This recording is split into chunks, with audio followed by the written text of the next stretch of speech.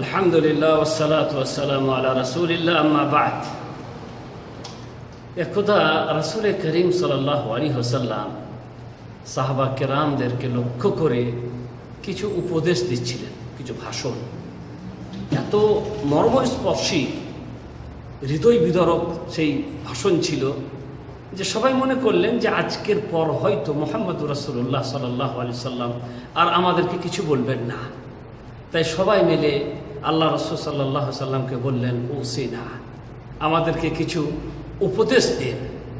তখন রাসূল করিম সাল্লাল্লাহু আলাইহি ওয়াসাল্লাম বললেন, ওসিকুম বিতাকওয়াল্লাহ ওয়াস-সাম'i ওয়াত-তাআ ওয়া ইন তা'আম্মারা আলাইকুম আবদুন হাবাশী ফাইন্নাকুম মান ইয়াঈশু মিনকুম বা'দি ফাসায়ারা ইখতিলাফান কাসীরা ফাআলাইকুম বিসুন্নতি ওয়া সুন্নাতিল খুলাফা আর-রাশিদিন তামাসসাকু বিহা ওয়া আদ্দু আলাইহা বিন-নওয়াজিজ وإياكم ومحدثات الأمور فإن كل محدثة بدعة وكل بدعة ضلالة وفي رواية وكل ضلالة في النار। এত সুন্দর ওসিয়ত যখন তারা আল্লাহ রাসূল সাল্লাল্লাহু আলাইহি ওয়াসাল্লামকে বললেন আমাদেরকে কিছু উপদেশ দেন, তিনি কি বললেন? প্রথমে আমি তোমাদেরকে উপদেশ দিচ্ছি তাকওয়াল্লাহ, আল্লাহকে ভয় করো। যেখানে থাকো, যেখানেই থাকো, যাই করো না কেন, সব সময় মনে অন্তরে আল্লাহর ভয়টা রাখবে। আল্লাহ ভীরুতা, আল্লাহর ভয় যদি অন্তরে থাকে, তাহলে সত্যিকারে যার অন্তরে আল্লাহর ভয় থাকবে সে কোনোদিন কোনো অন্যায় কাজ করতে পারবে না। সব সময় সে মনে করবে আল্লাহ রাব্বুল আলামিন আমাকে দেখছেন, আল্লাহ রাব্বুল আলামিন আমার প্রতিটি কাজের হিসাব নেবেন, আল্লাহ রাব্বুল আলামিনের কাছে আমাকে একদিন যেতে হবে। এই সমস্ত চিন্তা ধারণা যার মনে মগজে থাকবে তার দ্বারাই কোনোদিন কোনো ভুল কাজ হবে না। তাই রাসূল করিম সাল্লাল্লাহু আলাইহি ওয়াসাল্লাম প্রথমে বললেন, তো তোমাদেরকে ওসিয়ত করছি তোমরা আল্লাহকে ভয় করো। 2 নম্বরে আস-সাম' ওয়াত-তাআ, যারা রাষ্ট্রনেতা তাদের কথা শুনবে এবং তারা যা কিছু বলবে তাদের নির্দেশকে পালন করবে। তাদের বিরুদ্ধে বিদ্রোহ করা যাবে না। রাষ্ট্রনেতাদের কথা শোনা এবং তাদের নির্দেশকে পালন করা। ওয়া ইন তা'আম্মারা আলাইকুম আবদুন হাবাশী, যদিও সেই রাষ্ট্রনেতা কোনো আফ্রিকার কোনো নিগ্রো গোলাম হয়, কৃতদাস হয়, তবুও কিন্তু তার কথা মতো চলতে হবে, তার নির্দেশকে পালন করতে হবে।